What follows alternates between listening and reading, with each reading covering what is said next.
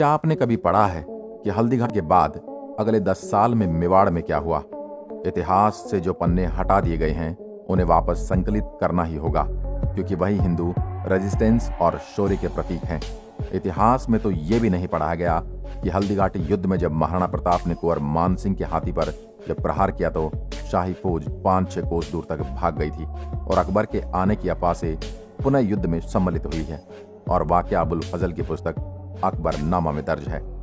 वास्तविकता में हल्दीघाटी का युद्ध महाराणा प्रताप और मुगलों के बीच हुई कई युद्धों की शुरुआत भर था। मुगल न तो प्रताप को पकड़ सके और न ही मेवाड़ पर आधिपत्य जमा सके। हल्दीघाटी के बाद क्या हुआ वो हम बताते हैं। हल्दीघाटी के युद्ध के बाद महाराणा के पास सिर्फ 7,000 सैनिक ही बचे थे और कुछ ही समय में मुगलों का कुंभलगढ़, गोगुंदा, उदयपुर और आसपास के ठिकानों पर अधिकार हो गया था। ऐसी स्थिति में महाराणा ने गोरिल्ला युद्ध की योजना बनाई और मुगलों को कभी भी मेवाड़ में सेटल नहीं होने दिया। महाराणा के शौर्य से विचलित अकबर ने उनको दबाने के लिए 1576 में हुए हल्दीघाटी के बाद भी हर साल 1577 से 1582 के बीच 1 लाख के सैन्य बल भेजे, जो कि महाराणा को झुकाने में नाकामयाब रहे। हल्दीघाटी युद्ध के पश्चात महाराणा प्रताप के खजांची भामाशाह और उनके भाई ताराचंद मालवा से दंड के 25 लाख रुपए 2000 अशर्फियां लेकर हाजिर हुए। इस घटना के बाद महाराणा प्रताप ने भामाशाह का बहुत सम्मान किया और देवेर पर हमले की योजना बनाई। भामाशाह ने जितना धन महाराणा को राज्य की सेवा के लिए दिया, उससे 25,000 सैनिकों को 12 साल तक रसद दी जा सकती थी। बस फिर क्या था, महाराणा ने फिर से अपनी सेना संगठित करनी शुरू की और कुछ ही समय में 40,000 लड़ाकों की एक शक्तिशाली सेना तैयार हो गई।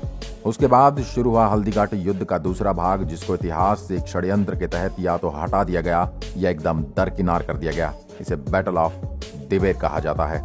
बात सन 1582 की है। विजयदशमी का दिन था और महाराणा ने अपनी नई संगठित सेना के साथ मेवाड़ को स्वतंत्र कराने का प्रण लिया था। उसके बाद सेना के 2 हिस्सों में विभाजित करके युद्ध का बिगुल फूंक दिया। एक टुकड़ी की कमान स्वयं महाराणा के हाथ में थी, दूसरी टुकड़ी का नेतृत्व उनके पुत्र अमर सिंह कर रहे थे। कर्नल टॉड ने भी अपनी किताब में हल्दीघाटी को थर्मोपाइल ऑफ मेवाड़ और दिवेर के युद्ध को राजस्थान का मैराथन बताया है। ये वही घटनाक्रम है जिसके इर्द गिर्द आप फिल्म 300 देख चुके हैं। कर्नल टॉड ने भी महाराणा और उनकी सेना के शौर्य, तेज और देश के प्रति उनके अभिमान को स्पार्टन्स के तुल्य ही बताया है, जो युद्ध भूमि में अपने से 4 गुना बड़ी सेना से यूं ही टकरा जाते थे। दिवेर का युद्ध बड़ा भीषण था।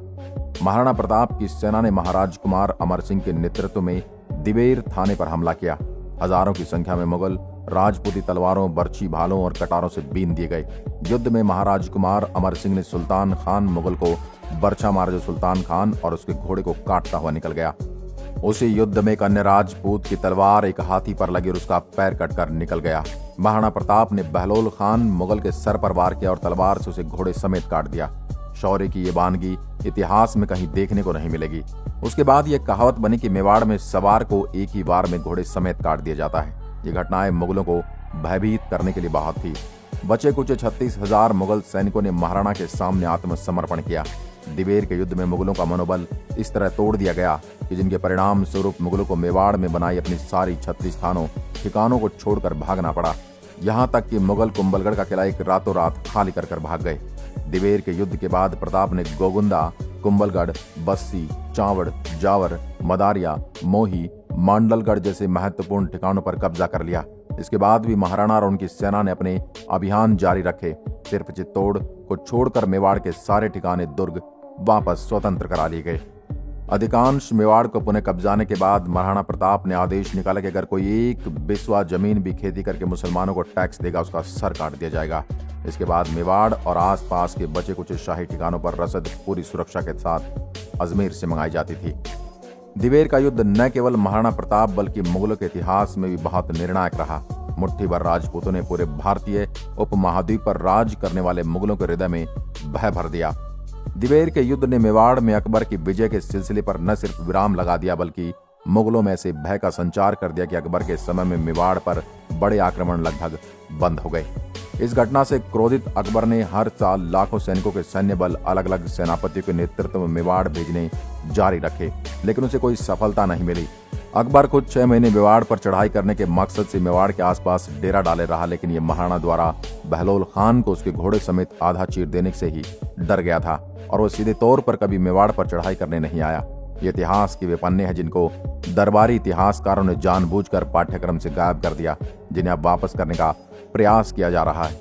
दोस्तों, और ऐसा ही राजा महाराजाओं का इतिहास जानने के लिए हमारे पेज को फॉलो करना ना भूलें। आज की वीडियो में बस इतना ही। धन्यवाद।